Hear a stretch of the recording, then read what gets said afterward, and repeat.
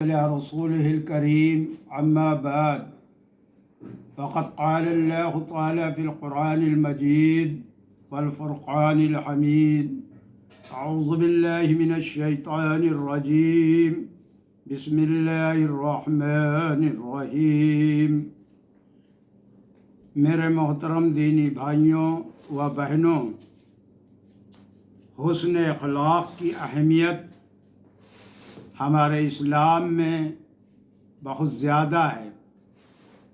حسن اخلاق کی اہمیت و ضرورت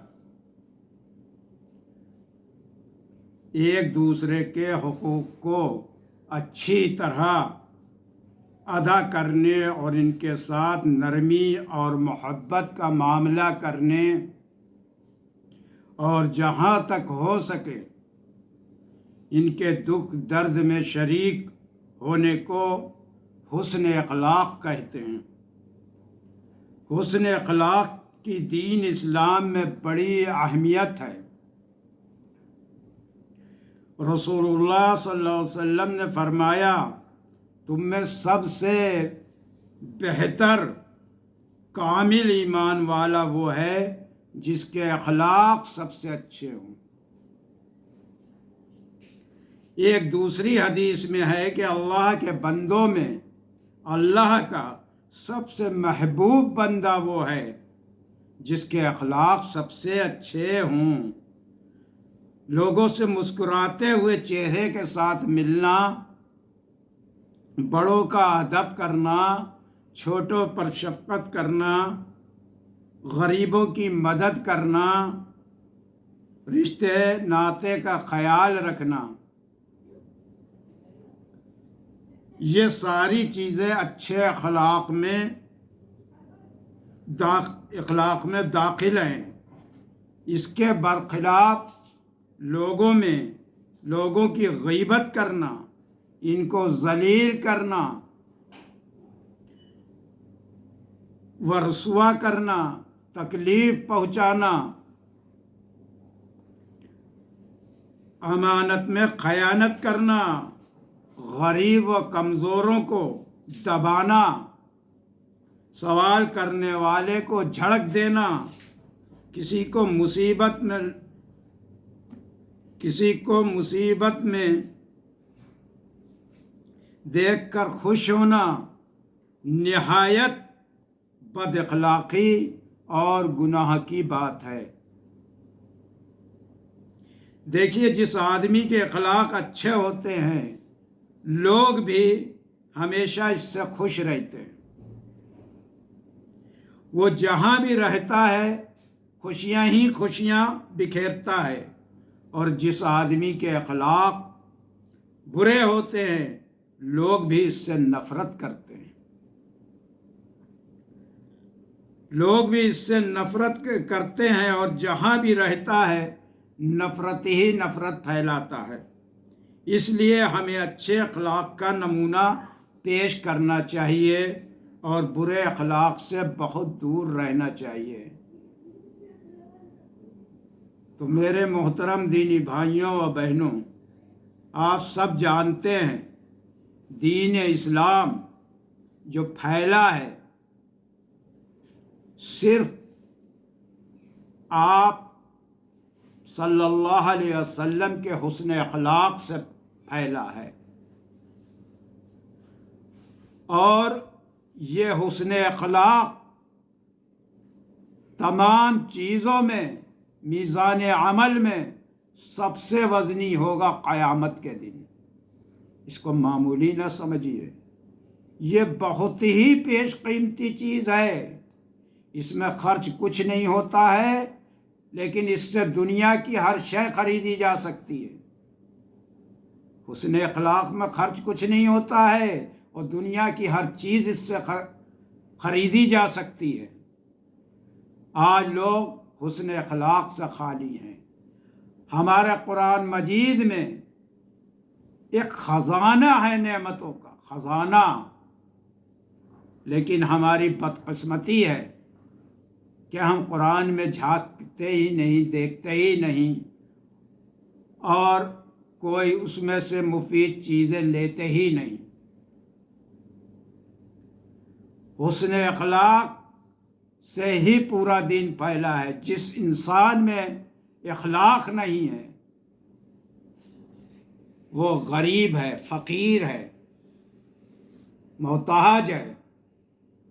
تو حسن اخلاق بہت قیمتی چیز ہے۔ آپ نے متعدد حدیثوں میں سنا ہوگا حضور صلی اللہ علیہ وسلم کا حسن اخلاق، اب اسے ہم دہرائیں گے نہیں۔ تو قرآن کو پڑھیے، سمجھ کر پڑھیے، اور مفسر قرآنوں سے سمجھنے کی کوشش کریے، درس قرآنوں میں تشریف لائیے۔ دیکھیے، آپ تو عربی میں پڑھے ہیں، دیکھیے اس عربی کا ترجمہ کیا ہے۔ دین جو ہے مکمل کہاں ہوا؟ قرآن میں ہوا۔ تھوڑا تھوڑا کر کے آپ صلی اللہ علیہ وسلم پر 23 سال میں یہ مکمل ہوا۔ ویسے تو یہ لوح محفوظ میں اللہ کے یہاں 7ویں آسمان پر قرآن محفوظ ہے۔ ایک بارگی اس کو اس دنیا پر اتار دیا گیا تھا، جہاں سے تھوڑا تھوڑا کر کے حضور صلی اللہ علیہ وسلم پر 23 سال میں نازل کیا گیا، اور یہ قرآن پورے کا پورا رمضان کے مہینے میں ہی 7ویں آسمان سے پہلے آسمان پہ اتارا گیا تھا۔ تو میرے محترم دینی بھائیوں، ہم کتنے بد نصیب ہیں، کتنے بدقسمت ہیں کہ اتنی قیمتی چیز رکھی جس میں ہر مشکل کا حل ہے، ہر جھگڑے کا حل ہے، ہر بیماری کی دوا ہے، اور وہ ہمارے پاس محفوظ ہے۔ ہم اسے نہیں دیکھتے، جب کوئی مصیبت پڑتی تو داہنے بائیں بھاگتے ہیں۔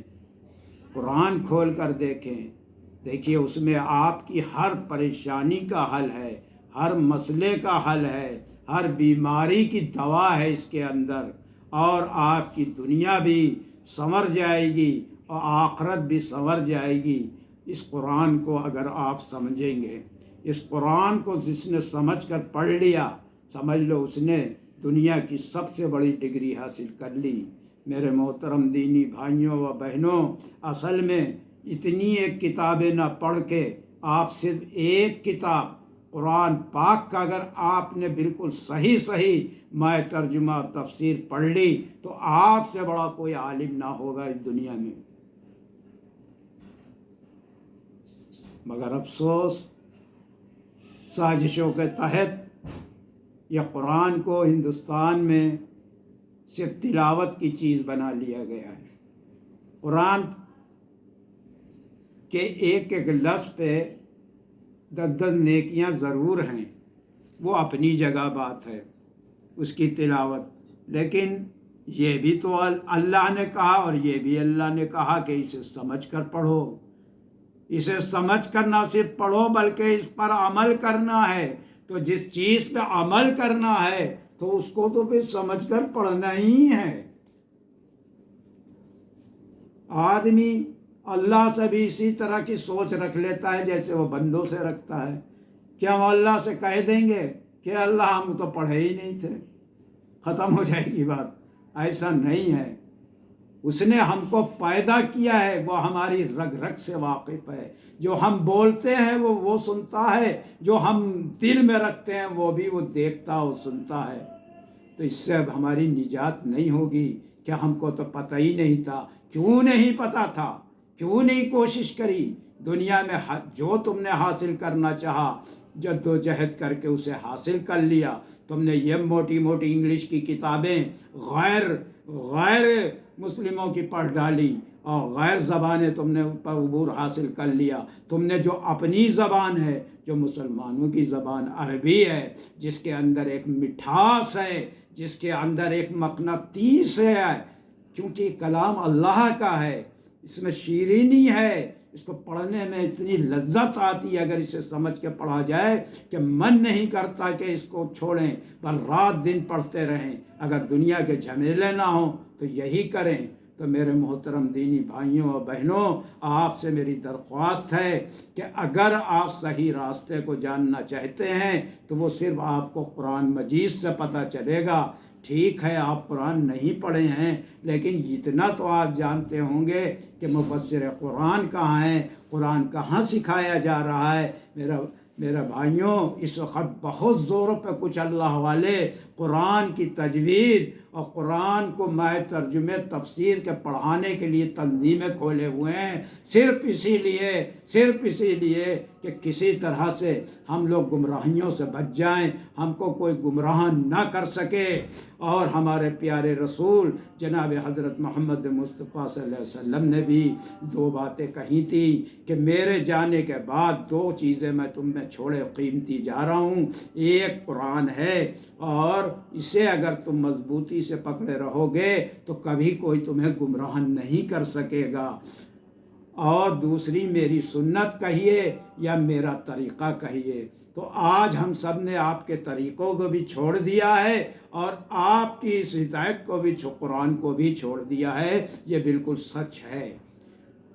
پھر ہم کہاں سے حقدار ہیں کہ اللہ سے روئیں گڑ گڑائیں اور اپنے وہ پریشانیوں کو روئیں بیٹھ کے؟ ہم نے تو خود اپنے کو پریشانیاں مول لی ہیں، ہم نے قرآن کو چھوڑا ہے تو ہم پہ قرآن کی مار تو پڑھنے ہی پڑھنا ہے۔ اور یاد رکھیے کہ یہ نہیں ہوتا، آپ کو پہلے بھی احادیث سنا چکے ہیں کہ آپ پڑھتے ہیں، آپ سمجھتے ہیں، آپ کو دوسروں کو بھی تبلیغ کرنا ہے، دوسروں سے کہنا ہے پڑھنے کے لیے، کیونکہ جب کشتی ڈوبے گی، جب جہاز غرق ہوگا تو اس کے اندر جو کوئی سوار ہوگا، اچھے ہوں یا جو برے ہوں، سب غرق ہو جائیں گے۔ اسی طریقے پر یہ دنیا جب ختم ہوئے گی تو اس کے ساتھ ہم سب ختم ہو جائیں گے۔ اس لیے اس میری باتوں کو اور حضور صلی اللہ علیہ وسلم کی بات اور اللہ کی بات جو بھی ہے بے معنی نہیں ہے، بے مقصد نہیں ہے، بے فائدہ نہیں ہے میرے دوستو۔ ایک ایک بات ہیرے جواہرات سے زیادہ قیمتی ہے۔ حضور صلی اللہ علیہ وسلم نے تو 1500 سال پہلے کہی تھی، جب نہ کوئی سائنس تھی، نہ کوئی ایسے تعلیم تھی، نہ کچھ تھا۔ آج بڑے بڑے سائنٹسٹ بھی قائل ہیں حضور صلی اللہ علیہ وسلم کی باتوں کے، ہر چیز کی ریسرچ ہو گئی، اس میں فائدے نظر آتے ہیں۔ ایک کتاب چھاپی گئی اسلام و میڈیکل سائنس نام سے، اسے خریدیے اور پڑھیے، دیکھیے وضو کے کیا فائدے ہیں، دیکھیے سائنس، دیکھیے سائنس تو سب مانتے ہیں، کوئی بھی مذہب کے ہوں، تو دیکھیے فائدے ہیں۔ روزہ صرف ہمارا اسلام ہے، روزے ویسے تو پہلے بھی سب رائج تھے، لیکن کہیں مہینوں کا تھا، کہیں مہینے میں ایک بار کا تھا، تو اس کو جو ترتیب دی گئی، جو اس کی سیٹنگ کی گئی، وہ جناب حضرت محمد مصطفیٰ صلی اللہ علیہ وسلم نے کری۔ امریکہ کے سائنٹسٹوں نے کہا ہے کہ یہ کینسر جو ہوتا ہے، اس کینسر کا جو علاج ہے وہ یہ ہے کہ 30 دن تک کھاؤ پیو نہ، اور بہترین کینسر کا علاج روزہ ہے۔ آئیے اب بولیے، یہ چیزیں ثابت کرتی ہیں کہ وہ اللہ کے بندے اور رسول تھے، وہ امی تھے، لیکن دنیا میں کسی کے پاس اتنا علم نہیں جتنا ان کے پاس تھا، تھے وہ امی، اور نہیں تھا تو یہ آج کیسے ساری باتیں صحیح ہو رہی ہیں؟ سائنس سے قائل ہوئی جا رہی ہیں اس بات کو۔ آخرت پہ بھی ابھی ریسرچ سامنے آئی ہے، آخرت کو بھی قبول کر لیا ہے کہ آخرت ہوگی، ان کے سائنس سے پتہ چل گیا ہے کہ دنیا ختم ہونے کے بعد ایک اور ہو گئے، پھر حساب کتاب کا سب، کیونکہ رات دن سائنٹسٹ لگے ہوئے ہیں، وہ تو صرف سائنس کو مانتے ہیں اور سائنس سے سارا اسلام صحیح ثابت ہو رہا ہے۔ تو میرے محترم دینی بھائیوں اور بہنوں، ابھی وقت ہے، اس سے پہلے کہ توبہ کے دروازے بند ہو جائیں، توبہ کر لیجئے اور صرف آپ کو ایک ہی کتاب ہے راستہ دکھانے والی صحیح، جس کے اندر کوئی رد و بدل نہیں ہوا، نہ ہو سکے گا، وہ صرف و صرف قرآن ہے۔ قرآن، اس کی حفاظت کی ذمہ داری اللہ نے لی ہے۔ اِنَّا نَحْنُ نَزَّلْنَا الذِّكْرَ وَإِنَّا لَهُ لَحَافِظُونَ۔ اللہ نے کہا کہ یہ قرآن ہم نے نازل کیا ہے اور ہم ہی اس کی حفاظت کریں گے۔ اور صداقت دیکھیے اللہ کی بات، آج کہیں سینکڑوں سال گزرنے کے بعد بھی کوئی مائی کا لال اس میں زیر زبر کی غلطی نہ کر پایا ہے، نہ کر پائے گا، لیکن باطلوں نے اس کا حل یہ نکالا کہ قرآن کو سامنے سے ہٹا دیا ہندوستان کے اندر۔ تو میرے محترم دینی بھائیوں و بہنوں، میرا ساتھ دیجئے، میرا مقصد صرف اور صرف کچھ نہیں، میری سنیے، قرآن کی سنیے، رسول کی سنیے، اللہ کی سنیے۔ میں اس لیے زور دیتا ہوں کہ ہر مسلمان قرآن مانے اور ترجمے سے پڑھے تو مجھے کچھ کہنے کی ضرورت نہ ہو۔ وآخر دعوانا الحمد للہ رب العالمین۔